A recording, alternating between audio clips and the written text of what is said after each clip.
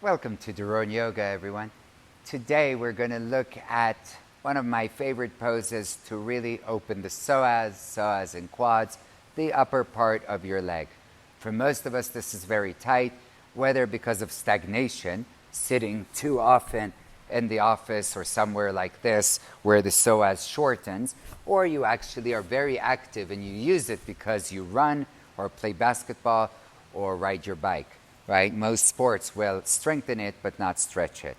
So Kasha is a runner and very strong in her psoas, and so we're going to work with her to help open up the psoas because, again, this is important for life, for mobility.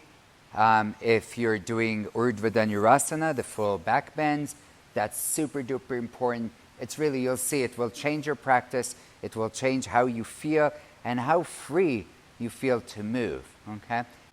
Let's look at how it's done. So what you will need is maybe a mat, not crucial. You definitely need a wall, and you need some padding for your knee. You can use a cushion. We like a block.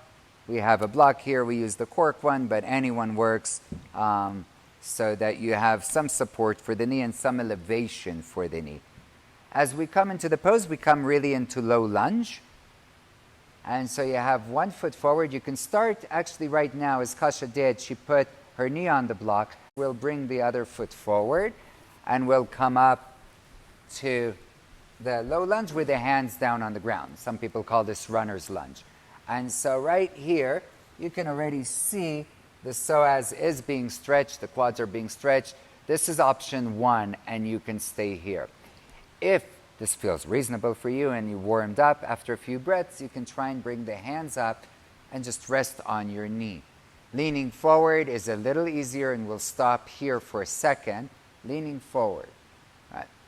If this is easy enough, before we straighten the back, you may want to either try and play a bit with the hips going one more time to the wall, so you can bring the hands to the leg, and then just press the hips back. This is just one little stretch, which we don't normally do, but for some people feels good.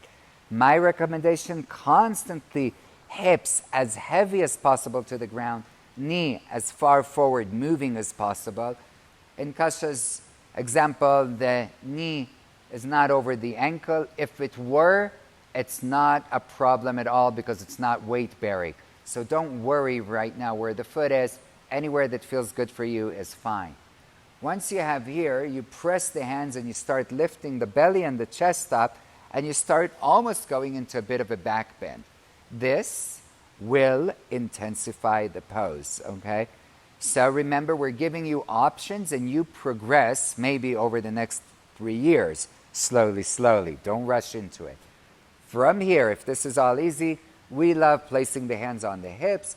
This adds weight. You can see the hips drop down even more. They're heavier, and she's exhaling deeply because I can only imagine how lovely and intense this feels. But the fact that this is intense and she's really doing her best to smile no matter what the sensation is, that's exactly what we want. We want this intensity in a safe, sustainable manner. So stay here, and the secret is stay here for a while, not for 1 breath, not for 5. Really put yourself a timer for 3 minutes, or maybe start with 30 seconds and build it up to 3 minutes, okay? After you stay here for a while, there is another variation that involves taking the hands to the wall, and this is really for people with open back and open shoulders. It's much more intense, and if this is already pretty intense, please don't add that. Let's look at it. We'll have Kasha switch sides so she gets a bit of balance here. So come out slowly. When you come out, if you need to, you can always take a child's pose. Sometimes it's fun to just move the legs in circle, whatever really feels good for you. If you don't need to, you just go right away to the second side. So we're going to shift the block over. You won't see it so much now, but you've seen it on the first side. The setup is exactly the same. The knee comes onto the block, the other foot comes forward. We lift either hands at the ground, option 2, hands at the knee, leaning forward at first, over time straightening the arms to work on opening the back bend. Later we bring the hands to the hips, This will bring the hips heavier down. And then again, even here, as your hips are heavy, constantly feel lifting up from the sternum, so you're using your bandhas, so you're not collapsing into the lower back.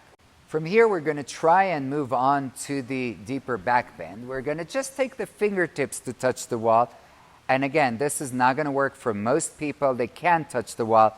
Don't feel bad. This is just variations for continuing students. Once you have the fingertips there, you work, and this is really hard. You try to bring the elbows a bit in towards each other. This is to create space for the shoulder blades and prevent pinching. If and only if this is not pinching and feels reasonable, walk the hands a bit down, and then you walk them as much as you can. You can see Kasha's shoulder did open. She's bringing them back in. Some of us can't bring them back in. Don't worry about it too much. And then one day you walk towards your foot. If you don't get to the foot, you're still getting full benefit of the pose. If you got to the foot, you'll realize nothing happened. There's no enlightenment, but it just feels cool. So hands and head towards the foot, elbows stay up, hips heavy down, chest, sternum reach up to the sky. Usually stay here for 5 to 10 breaths, and then it starts to get really intense, and slowly walk the hands up, come out slowly, release the whole pose, no rush, maybe take a child's pose for a moment, and rest, okay? So, to recap, I really recommend doing this pose, and the secret to this pose is called patience, staying there. Set yourself up a wall with a block, with or without a mat. Come up, hands can be on the ground, knees or hips. Find your position, maybe you go up gradually deeper into it. Stay there for a good 10, 20, 30, 50 breaths, or if you can't stay focused on your breath, put yourself a timer, stay there for 2-3 minutes, and then come down, take child's pose. Over time, you can add the fancy variation of the arms, which will help you build towards the deeper poses such as Kapotasana, Urdhva Dhanurasana, King Pigeon, Ekapadaraj Kapotasana, etc. Okay? So, thank you. Thank you all for watching. Please let us know if this is helpful for you. It makes us feel good, and the more you make us feel good, the more we want to do videos for you. So hit like, share it with like 10 friends if you can. And of course, I know you subscribed, but if not, please do so. And thank you again. Namaste.